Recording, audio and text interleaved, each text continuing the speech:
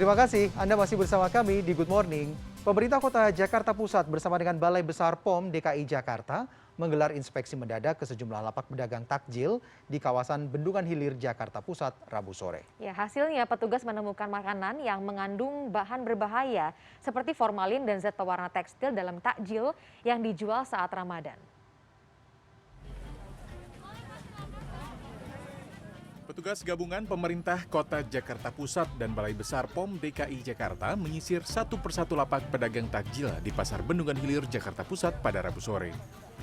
Petugas juga mengambil sampel sejumlah makanan dan minuman yang dijual. Dari berbagai sampel olahan buka puasa yang diperiksa, petugas menemukan makanan yang mengandung bahan berbahaya seperti tahu yang mengandung formalin, serta pacar Cina yang mengandung zat pewarna tekstil atau rodamin B.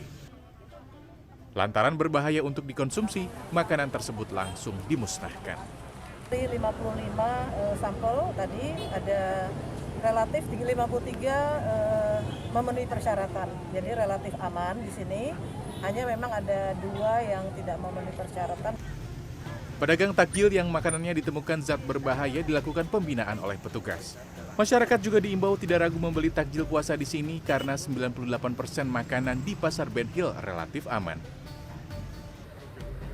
Sidak juga dilakukan petugas di 4 retail dan toko modern yang ada di Kecamatan Tulung Agung, Jawa Timur, Rabu siang. Petugas Dinas Kesehatan Tulung Agung meneliti sejumlah produk yang dipajang di etalase. Hasilnya, petugas menemukan susu UHT yang pecah hingga muncul belatung. Selain itu, petugas juga menemukan puluhan produk Kinder Joy yang masih dipajang di etalase minimarket. Padahal, produk ini tengah dihentikan sementara peredarannya karena temuan salmonella di sejumlah negara Eropa. Temukan kotoran tikus dan satu lagi tadi memang screeningnya kurang, jadi ada produk yang sampai keluar belatungnya yang kita sayangkan. Petugas kemudian melakukan pembinaan terhadap toko retail yang dinilai tak memenuhi ketentuan agar para pedagang lebih tertib. Tim Liputan CNN Indonesia. Bukan cuma pasar atau mungkin gerai-gerai takjil gitu ya yang nampaknya sudah dipenuhi sama masyarakat. Ini yang sekarang ramai adalah menjelang Hari Raya Idul Fitri pasti kirim-kirim hampers. Nah, online nih suka belanja online. Iya kan, bukan cuma belanja online tapi kirim hampers. Oh, kirim hampers. Kan hampersnya juga online belinya. Oh iya benar-benar hampers buat diri sendiri juga, terus juga buat orang lain. Nah ini memang terlihat akhirnya sejumlah tempat jasa pengiriman barang lebih sibuk dari biasanya. Misal nih di gudang jasa pengiriman barang di Pademangan, Jakarta, dalam sehari pengiriman barang bisa mencapai 6 ton dibanding hari biasa yang cuma 2 ton. Nah, jadi peningkatannya luar biasa ya. Makanya nggak heran kalau beberapa orang tuh sering komplain gitu. Kok barangnya nggak nyampe-nyampe gitu. Ternyata peningkatannya luar biasa ya. Iya, cuaca juga kan sekarang lagi nggak menentu. Kalau sore-sore pasti hujan. Jadi kita harus harap maklum ya. Betul, harap sabar aja. Dan hal serupa juga terjadi pada jasa pengiriman barang di Situbondo, Jawa Timur. Ini ribuan paket yang masuk membuat kurir memilah barang di jalan raya. Dalam sehari penerimaan barang ini melonjak 2 kali lipat.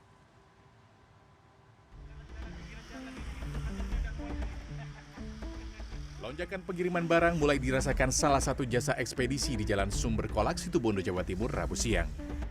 Sejumlah kurir terpaksa harus melakukan penghitungan barang dan sortir di jalan raya karena kondisi di dalam gudang kantor penuh. Sedikitnya 5.000 paket setiap hari harus dikirimkan oleh 60 kurir yang ada. Lonjakan kapasitas pengiriman paket ini diakui jasa ekspedisi terjadi sejak 3 hari terakhir. Banyaknya diskon yang ditawarkan oleh toko online menyambut Lebaran membuat konsumen meningkat tajam.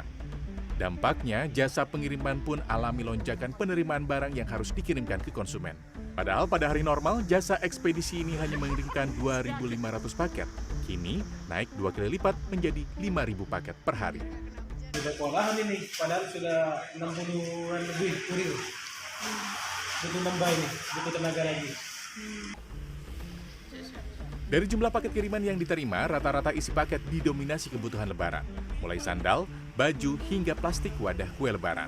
Kondisi ini diprediksi akan terus meningkat hingga H-3 Lebaran mendatang. Hal serupa terjadi di gudang jasa pengiriman barang di wilayah Kampung Muka, Pademangan, Jakarta Utara. Barang-barang yang akan dikirim ke Surabaya memenuhi halaman gudang jasa pengiriman pada Rabu sore. Biasanya jasa pengiriman barang ini hanya mengirim barang 2 ton per harinya. Namun saat ini mencapai 6 ton. Sedangkan untuk mengangkut barang-barang kiriman biasanya hanya 1 truk, kini menggunakan 5 truk. Rata-rata barang yang akan dikirim adalah barang kebutuhan rumah tangga, yakni kipas angin, kompor gas, rice cooker, cat, dan semen. Tanggal 15 ke atas, jadi kadang-kadang kita malah kita kekurangan truk. Truk susah kadang-kadang kan gitu Pak. Tapi ya mau kemana lagi ya kan, udah keadaan kayak begini, kita mah nikmatin aja lah.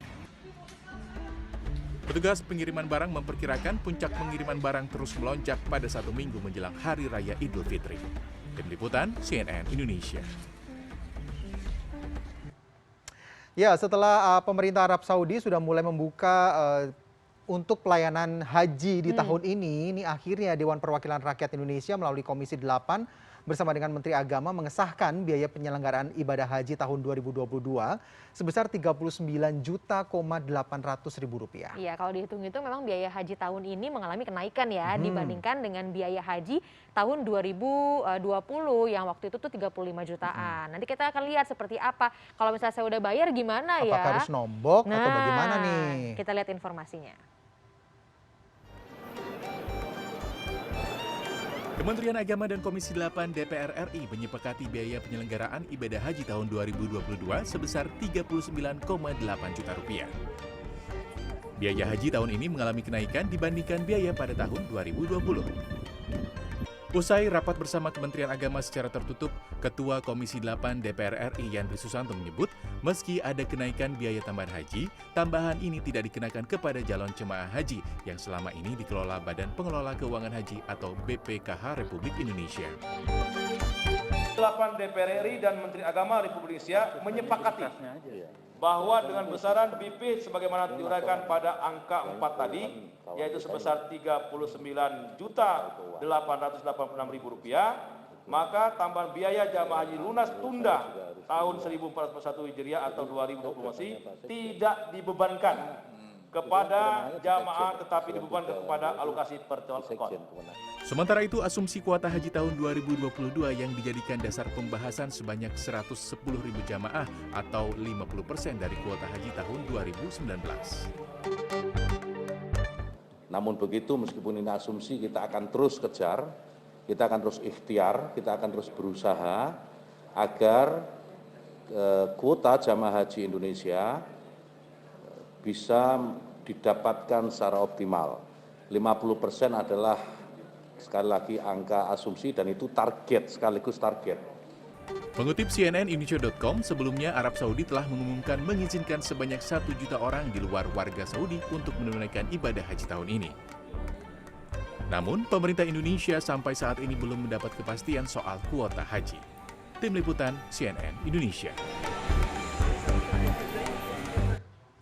Kalau kita bicara soal bulan puasa adalah bulan di mana amalan ibadah ini dilipat gandakan. Kayaknya pengen banget ya kita tuh share gitu pengalaman ibadah kita di media sosial untuk menginspirasi para netizen. Iya bagus kan kayak gitu. Tapi kayak gimana hukumnya dalam agama Islam gitu ya. Nanti nih usai jeda kita akan ngobrol-ngobrol dengan Ustadz Hilman Fauzi. Assalamualaikum Hilman, standby dulu ya A ya. Nanti usai jeda kita ngobrol-ngobrol di Good Morning.